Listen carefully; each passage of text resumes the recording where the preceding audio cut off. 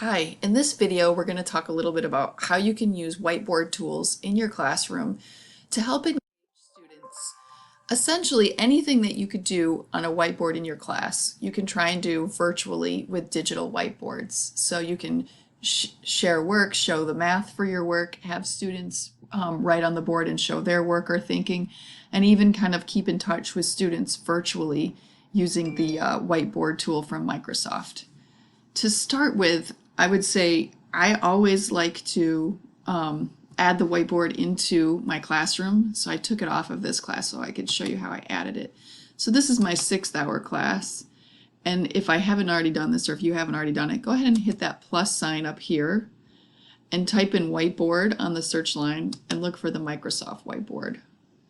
It will add this, and you can name it whatever you want. I don't see any reason to change my name, but add it as a tab into the top of your Teams field, and this will give everyone in your class a chance to see the whiteboard, and if you allow them, you can even have them collaborate on it and edit what's already on the board.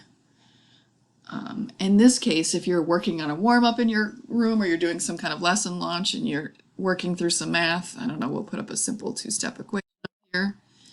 You can have students then use the whiteboard in their view and actually come in and complete the work for you, just like you would if you were in class and you asked a student to come up and write on the board.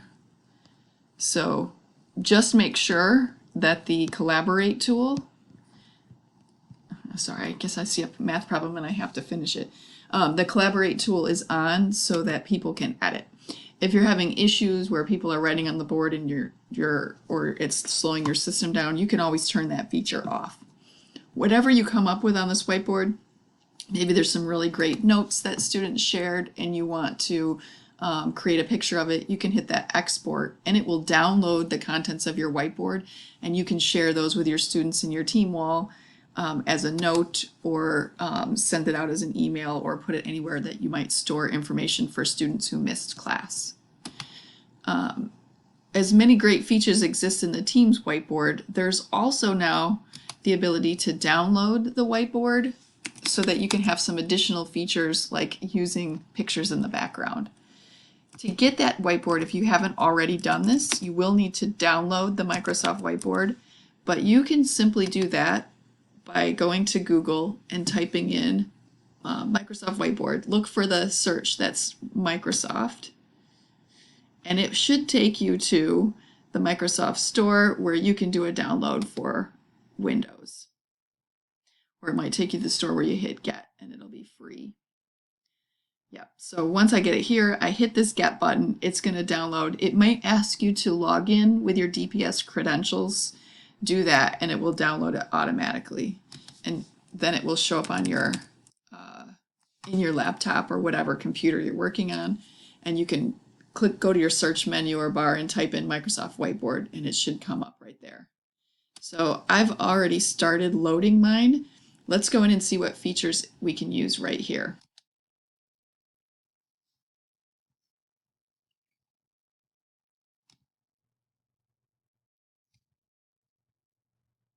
Okay, so now that I'm logged into my desktop whiteboard, you can actually see where it saves every whiteboard that you've written on. So the one that I was just working on shows up here, Untitled, and it kind of saves that in there for you. And that's a great way to kind of save notes or share notes with students. So this was part of the one that I started, and I can collaborate with students in here, or export this file, or send it to my notebook, or post it in Teams. There's a host of features that you can use to help you make whiteboards more accessible to students. Let's see. Another really cool feature that exists in the online whiteboard tool, or I'm sorry, in the desktop whiteboard tool that you can't always get online, is this idea of snapping pictures and bringing them into your whiteboard. I'm just going to pull up some notes from what I used before. By the way, whenever you first enter your whiteboard, you can do zoom in or zoom out to kind of see where you're at. So you can see on this whiteboard, I actually snipped in a photo so that we could talk about what was happening on this graph, and we made ourselves a table and we took some notes. And instead of opening up many whiteboards or having to erase my whiteboard in between, I just simply click in between this pen feature here, and then if you click this blue button at the bottom, it takes you back to this screen, and you can actually scroll and move around on your whiteboard. So there's a lot going on this whiteboard, but that way it's like almost like a rolling notes from our class. So let's actually try that. Let's create a new whiteboard. And let's just show how, if I go into my CPM book, maybe there's something cool that I want to take from CPM and talk about in my class.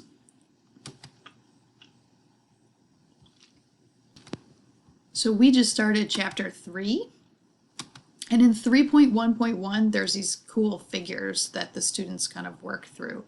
So I love to use my snipping tool and grab whatever is in here that I might want to write on, and then when I come to my whiteboard, I simply just do a paste and it drags it in there. And like maybe I want to make it bigger so that I can actually write on it. You can just grab that and do that. And when you're ready to kind of lock in what you have, just hit that little lock feature, and now it's kind of secured on there so you don't accidentally erase it or move it around. And you can then kind of switch over to your pen tools, and maybe students are telling you, hey, Miss Russell, I noticed that this first figure over here has one block that looks like it's up here, but it's missing a block down there. And you can write, and maybe you can talk through like, well, how many blocks are in here? What's its area? And talk through whatever you want, adding notes to your whiteboard. It's a great way to kind of show some visuals and work through anything where you're snipping it in. Made me want to use a whiteboard tool that's a little bit more interactive for your students so you can see them. Like I've had issues where my whiteboard tool doesn't allow students to collaborate very well because it's constantly sending data back and forth. And so there's another tool called Whiteboard Fi or Whiteboard Fi that Zach showed us, and occasionally I'll use this if I want every student to have their own whiteboard where they can show me their work. It's a free account. It doesn't save your work for more than just an hour and a half if you do the free version of it, but if you're just doing a lesson launch or you're working through some problems in class and you want to be able to see students' work, you can just come in here, type that you have a new class, maybe it's Russell's 5th hour, and then hit create new class, and it's going to send a link that you can copy and paste into your classroom. So I think I'm going to use Zach as my classroom, so I'm just going to drop in that link for him there. And then when you're in the tool, you can actually toggle to your whiteboard. And I'll see if over on this screen I can pretend to be a student in my class.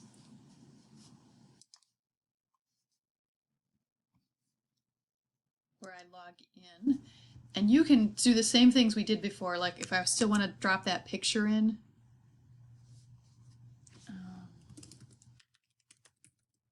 I can drop that picture in and write on it. And they have a lot more features in here for how you can write. But let me grab that picture that I had on my whiteboard. So I'm going to do a file and edit copy. And then I'm going to see if I can repaste it. There it is. So maybe I'm in here and I really want to see what my students have to collaborate or say. So you can then push this data to your students so that they have it on their board. So I'm going to push that off to my student, and then all your students will be able to see it, and then you can down here at the bottom kind of click and see what's happening. I'm my own student in here. Maybe you tell them, tell me how many blocks are in each one, and they start writing some ideas down. And when you click on it, you're going to see what that student is writing, and you can give them a quick, like, that looks great.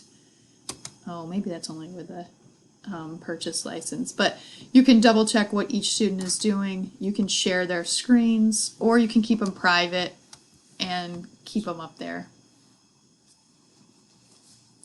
So there's a couple cool things in here. If you want to save any of this work, the best thing to do when you're done is to do an export of your save all the whiteboards as a PDF so that you have a copy of it later, because after about an hour and a half of being inactive, this whiteboard will actually go away. So this is just a slightly different tool that you could use differently from the Microsoft Whiteboard, but I hope that gives you some ideas.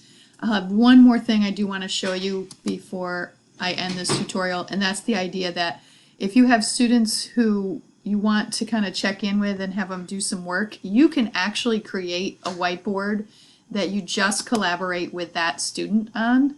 So if I come into an empty whiteboard and I hit this little plus button, I could have it, I'm just saying, let's pretend that Zachary Sweet is my student.